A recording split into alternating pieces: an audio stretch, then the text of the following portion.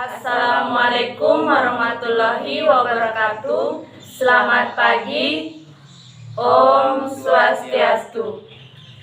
Perkenalkan, saya atas nama Nikada Ayuni. Perkenalkan, nama saya Wayan Sintiawati. Perkenalkan, nama saya Risa Putu Widiandari. Dan saya Wayan Sudarta. Penjelasan lengkap Desain Komunikasi Visual atau DKV.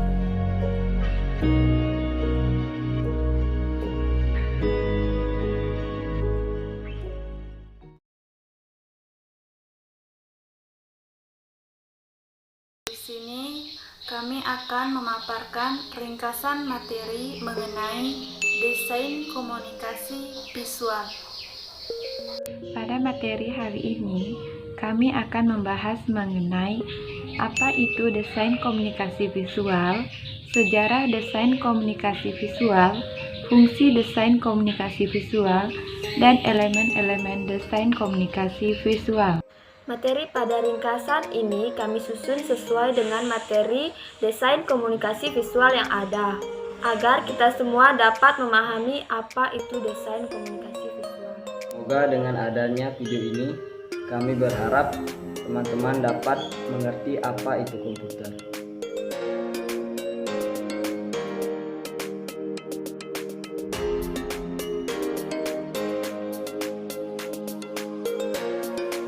Apa itu desain komunikasi visual? Desain komunikasi visual atau yang disebut dengan DKV adalah cabang ilmu desain yang mempelajari konsep komunikasi dan ungkapan kreatif, teknik dan media dengan memanfaatkan elemen-elemen visual ataupun rupa untuk menyampaikan pesan untuk tujuan tertentu atau tujuan informasi ataupun tujuan persuasi, yaitu memperbarui perilaku. Jadi, DKV ini bisa disebut juga perpaduan seni desain tradisional yang menggunakan pensil dan kertas dengan teknologi digital. Menurut Suyanto, bahwa desain komunikasi visual ini diartikan sebagai sebuah seni serta komunikasi yang digunakan kebutuhan bisnis dan industri. Keterampilan ini bisa meliputi periklanan dan perjualan produk, menciptakan identitas visual untuk institusi, produk dan perusahaan, serta lingkungan grafis, desain informasi, dan secara visual melengkapi pesan dalam publikasi. Menurut Michel Correger, bahwa visual communication atau komunikasi visual merupakan latihan teori dan konsep-konsep. Konsep tersebut dihasilkan melalui tema-tema visual dengan menggunakan warna, bentuk, garis, dan pejajaran. Istilah desain komunikasi visual dalam bahasa gaul anak muda disebut DKV. Digunakan untuk memperbarui atau memperluas jangkauan cakupan ilmu dan wilayah kerja kreatif desain grafis. Di dalam ranah desain komunikasi visual ini dipelajari semua bentuk komunikasi yang bersifat komunikasi visual seperti desain grafis, desain iklan, dan desain multimedia interaktif.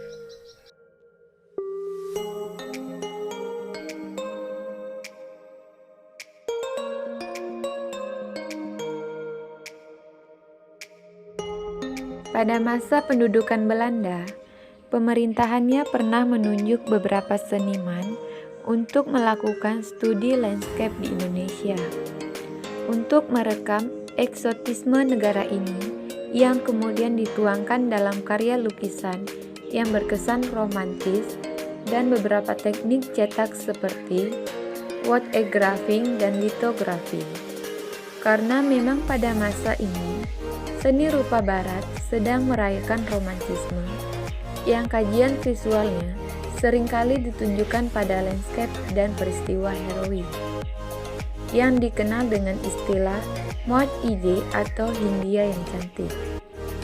Berangkat darinya lah, desain grafis mulai diperkenalkan secara tidak langsung kepada rakyat Indonesia. Penguasaan teknik cetak pun bukan dari akademik, namun sebatas dari obrolan dan interaksi dengan orang asing. Mesin cetak pertama kali didatangkan ke Pulau Jawa pada tahun 1659. Karena tidak ada operatornya, mesin itu menganggur sampai berpuluh-puluh tahun, sejak tahun 1979. Istilah desain komunikasi visual mulai dipakai menggantikan istilah desain grafis. Akhir 1970 dan seterusnya, tumbuh perusahaan-perusahaan desain grafis yang sepenuhnya dipimpin oleh desainer grafis. Berbeda dengan biro iklan, perusahaan-perusahaan ini mengkhususkan diri pada desain-desain non-iklan. Menjelang akhir 1990-an, konsepsi baru seni global yang diberi tajuk postmodernisme yang digalakkan sampai sekarang ini membawa arus perubahan dan kebaruan yang radikal dan kritis pada seni rupa Indonesia. Tidak terlepas seni grafis, penyampaian ide yang dimiliki seniman pada karya dituangkan pada media dan material yang dianggap tidak lazim pada masanya. Meskipun begitu, seniman grafis tetap mencoba memadukan teknik grafis dengan media asing yang dinamis, instalasi seperti yang dilakukan Marida Nasution pada pameran Taman Plastik.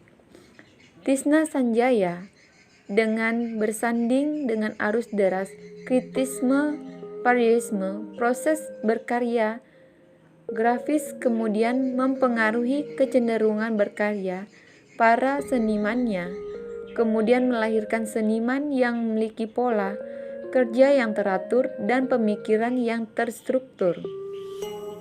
Perkembangan seni grafis kontemporer Indonesia kiranya dinilai amat berkembang dengan baik. Eksplorasi teknik diaplikasikan pada media yang dianggap kurang lazim dalam penyajian karya grafis, dari kertas kanvas, kayu, bahkan akrilik. Perayaan teknologi pun memberikan banyak opsi yang sangat banyak bagi seniman grafis untuk berkarya. Bahkan lebih jauh lagi, perenungan kontemplatif seniman kemudian melahirkan penyajian karya yang menggunakan teknik cetak secara filosofis.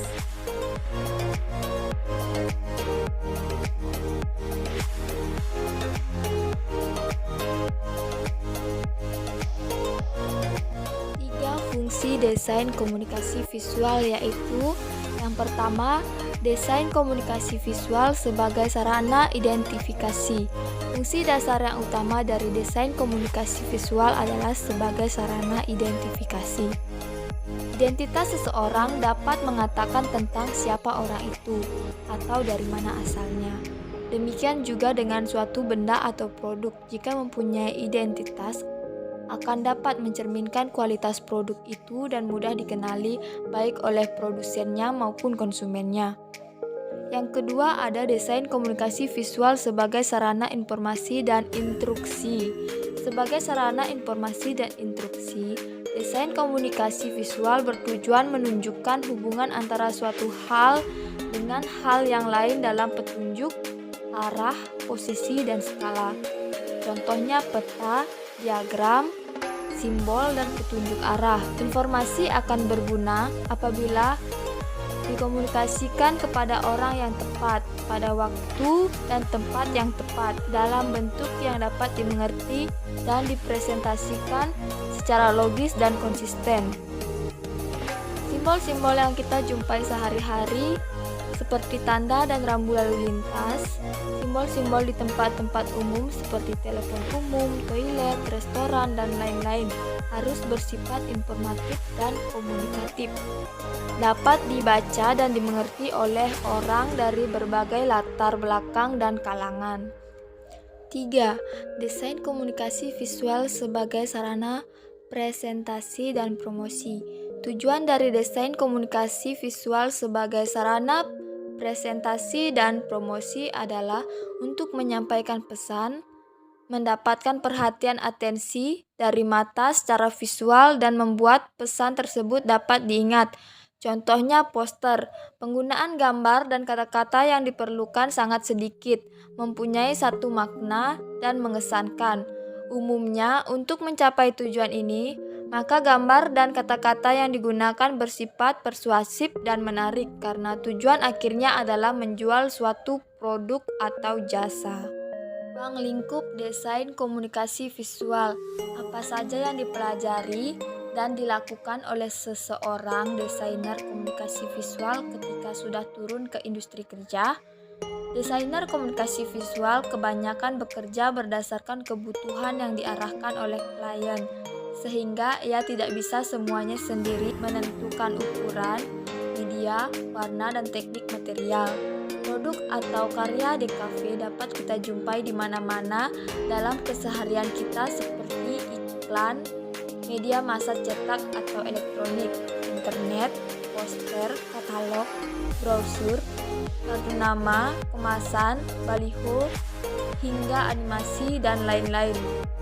Berikut adalah beberapa ruang lingkup DKV. Yang pertama, desain periklanan. Di sini komunikasi visual persuasif yang harus diaplikasikan. Yang kedua, desain identitas usaha, seperti logo, kop surat, brand book, hingga ke background sosial media dan identity kit. Yang ketiga, desain marka lingkungan. Marka lingkungan eksterior dan interior berada di mana-mana, baik itu di mall, universitas, rumah sakit, dan fasilitas umum lainnya. Yang keempat, ada desain multimedia digunakan di perusahaan percetakan seperti pembuatan banner, backdrop, stiker, hingga Megatron. Selanjutnya ada desain grafis industri atau kesamaan produk. Selanjutnya ada desain grafis media seperti buku, kabar, majalah, dan lain-lain. Biasanya hal ini dilakukan di pekerjaan penerbitan ataupun redaksional. Cerita bergambar atau komik, sarana statistik yang dapat memberikan narasi lebih ringan dan mudah diikuti ketimbang media cetak lain. Selanjutnya ada fotografi, industri yang besar dan banyak memiliki keterangan dengan bidang desain lain. Selanjutnya ada videografi, gambar bergerak lengkap dengan audio banyak dibutuhkan dalam seni. Selanjutnya ada videografi, gambar bergerak lengkap dengan audio banyak dibutuhkan dalam semua industri hari ini. Selanjutnya ada ilustrasi sebagai konteks tambahan dan pelengkap suatu informasi. Selanjutnya ada animasi, salah satu media terkomplit sebagai sarana komunikasi visual, membutuhkan dedikasi yang tinggi dan kerjasama tim dari berbagai disiplin ilmu untuk mewujudkannya. Yang terakhir ada media interaktif, seperti website, aplikasi mobile, game. Kerjasama yang dibutuhkan jauh lebih kompleks lagi. Selanjutnya ada cabang ilmu DKV. Karena banyaknya ruang lingkup yang harus dijamah oleh desain komunikasi visual, maka konsentrasi yang lebih mengerucut juga diperlukan. Pembagian konsentrasi DKV biasanya terdiri dari yang pertama desain grafis, kedua desain multimedia, ketiga fotografi, keempat ada videografi atau perfilman, dan yang terakhir desain permainan atau game design.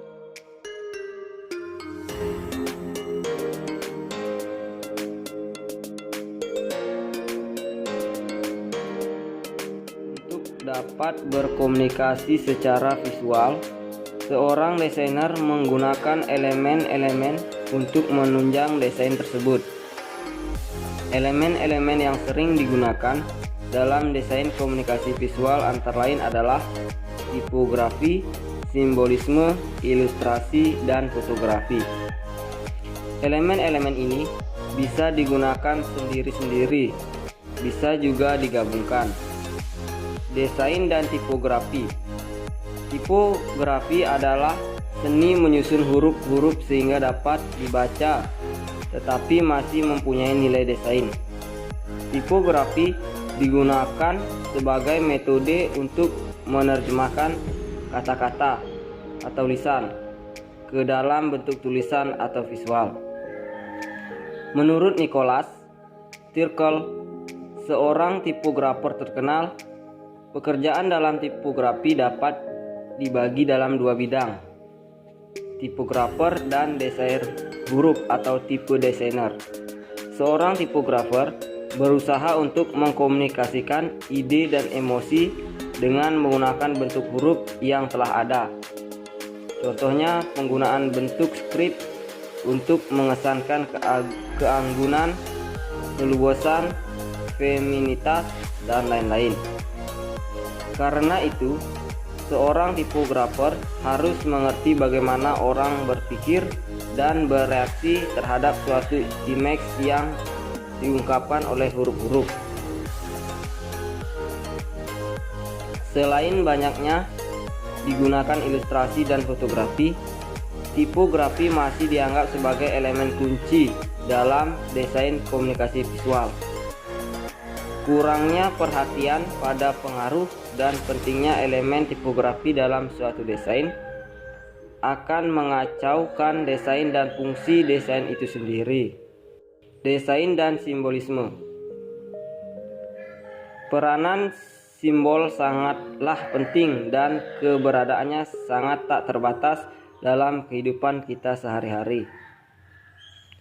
Kemanapun kita pergi, kita akan menjumpai simbol-simbol yang mengkomunikasikan pesan tanpa penggunaan kata-kata. Simbol sangat efektif digunakan sebagai sarana informasi untuk menjembati perbedaan bahasa yang digunakan. Contohnya, sebagai komponen dari signage system, sebuah pusat pembelanjaan, bentuk yang lebih kompleks dari simbol adalah logo. Logo adalah identifikasi dari sebuah perusahaan. Karena itu, suatu logo mempunyai banyak persyaratan dan harus dapat mencerminkan perusahaan itu. Desain dan ilustrasi. Ilustrasi adalah suatu bidang dari seni yang berspesialisasi dalam penggunaan gambar yang tidak dihasilkan dari kamera atau fotografi atau non-photographic image untuk visualisasi. Dengan kata lain, ilustrasi yang dimaksudkan di sini adalah gambar yang dihasilkan secara manual. Seorang ilustrator seringkali mengalami kesulitan dalam usahanya untuk mengkomunikasikan suatu pesan menggunakan ilustrasi. Tetapi jika ia berhasil, maka dampak yang timbul umumnya sangat besar. Karena itu, suatu ilustrasi harus dapat menimbulkan respon atau emosi yang diharapkan dari pengamat yang dituju. Saat ini, ilustrasi lebih banyak digunakan dalam cerita anak-anak yang biasanya bersifat imajinatif. Ilustrasi-ilustrasi yang ditampilkan harus dapat merangsang imajinasi anak-anak yang melihat buku tersebut, karena umumnya mereka belum dapat membaca. Desain dan fotografi. Ada dua bidang utama di mana seseorang desainer banyak menggunakan elemen-elemen fotografi, yaitu penerbitan atau publishing dan periklanan atau advertising. Beberapa tugas dan kemampuan yang diperlukan dalam kedua bidang ini hampir sama. Menurut Margaret Donegan dari masalah GQ dalam penerbitan atau dalam hal ini majalah, lebih diutamakan kemampuan untuk bercerita dengan baik dan kontak dengan pembaca. Sedangkan dalam periklanan atau juga dalam majalah, lebih diutamakan kemampuan untuk menjual produk yang diiklankan.